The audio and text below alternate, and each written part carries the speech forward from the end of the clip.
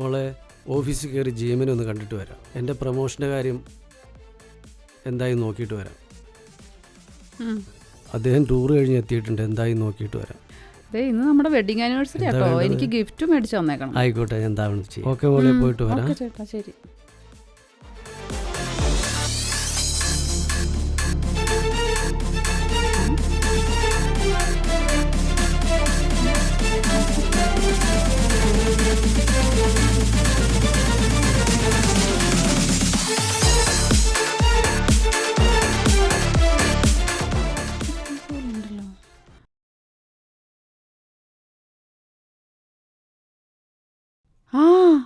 Hi Geethu, നീ എന്താ ഇവിടെ നിൽക്കുന്നേ? അതൊക്കെ പിന്നെ പറയാം. നീ എന്താ ഇവിടെ? നിനക്കിപ്പോഴും ജോലിയൊന്നും ആയില്ലേ? നീ കാറും തുടച്ചോണ്ട് നടക്കല പണി. നീ എൻ്റെ പുറകെന്ന് ഒത്തിരി നടന്നല്ലേടാ. എടാ, ഈ കമ്പനിയുടെ മാനേജറാ എൻ്റെ ഹസ്ബൻഡാടാ. നിന്റെ കാര്യം വേണമെങ്കിൽ ഞാൻ പുള്ളിയോടൊന്ന് പറയാം. നിനക്ക് വേണമെങ്കിൽ ഒരു ജോലി ശരിയാക്കി തരാം. എന്ത് ജോലി?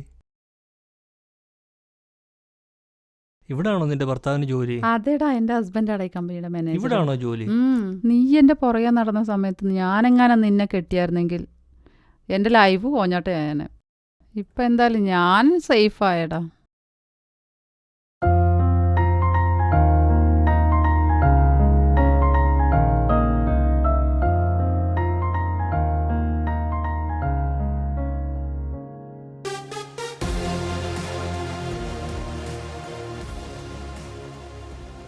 ചേട്ടാ, ചേട്ടന് അജിത്തിനെ അറിയാമോ? അജിത്തിനെ മോനറിയോ? പിന്നെ അറിയാതെ. അജിത്തിനോട് മോൻ എന്തെങ്കിലും പറഞ്ഞോ?